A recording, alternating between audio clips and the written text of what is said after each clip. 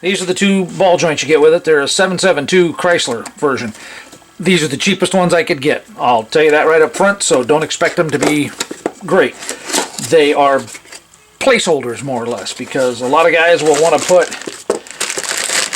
ball joints on that have extended pins, are rebuildable, better quality, that kind of stuff. All the rest of these part numbers and stuff like that I will end up making available, because I will probably sell just the cross shafts by themselves, and you guys can source the rest of this that you want.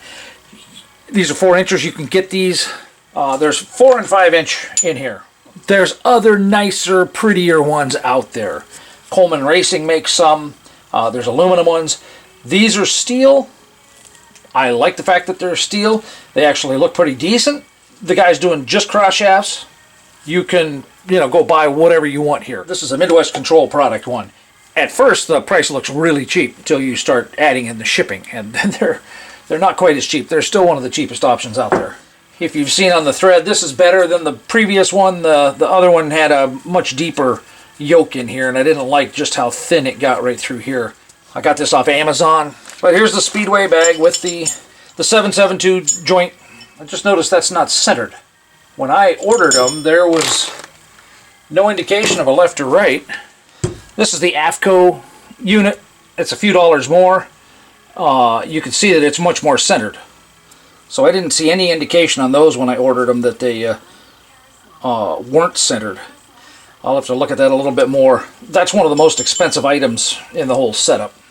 While we're here, if you can see that, you can see the difference in the clevis here. If I put it over the bolt there, you can see the difference there.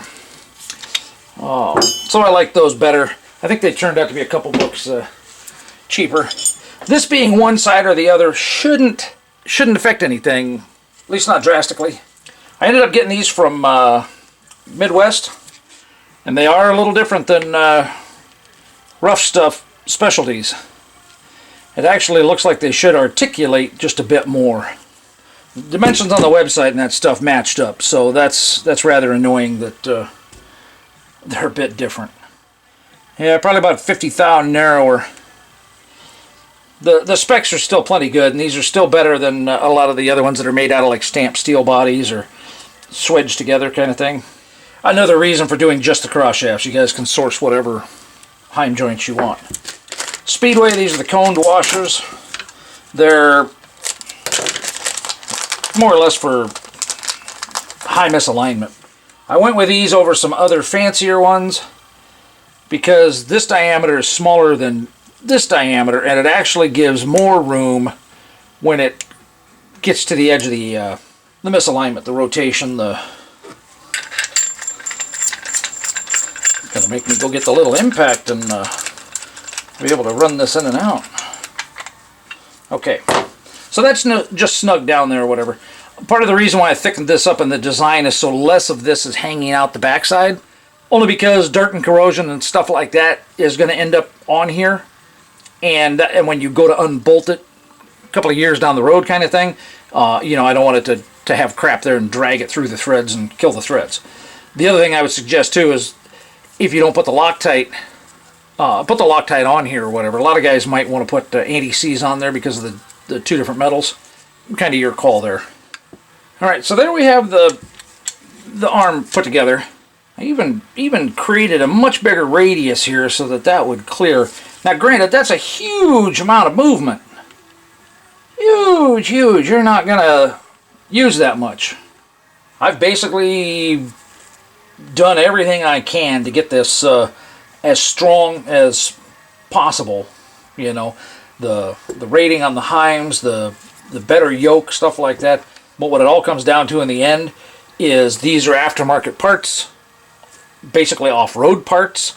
The only thing your insurance is going to want to hear is that you're running stock parts. The rest of this stuff is all bought. It's all Speedway items and stuff like that. Another reason why I don't want to provide them, because then if there is any warranty issues or legal issues or anything like that, you guys can go to the people you bought them from. I'm certainly not a pro at these type of cross shafts, stuff like that. I signed on to do the machining and make the cross shaft. I don't even pretend to know a huge amount about suspensions and stuff. This is all readily available stuff. It's actually a fairly common design of cross shaft. I just redid it and tweaked it to fit the hard body. At this point in time, since I don't have any, I haven't had any mounted up with coil springs and stuff like that, this was basically a guess. I clearanced it more than enough for any shock absorber, but I don't have any way, I don't have any coilovers to test it with or anything like that, so I'm not positive that'll clear coilovers. I will find out as guys start mounting them, I'm sure. But this recess is in here basically in case there's any bump in the shock tower between the bolts. I've seen that before on the Datsuns. After many, many years kind of thing, they get a little bump in there, and that's what that's for. So again, the solid welded side here, this is the front. This side here is going to be the trailing side to the rear of the vehicle.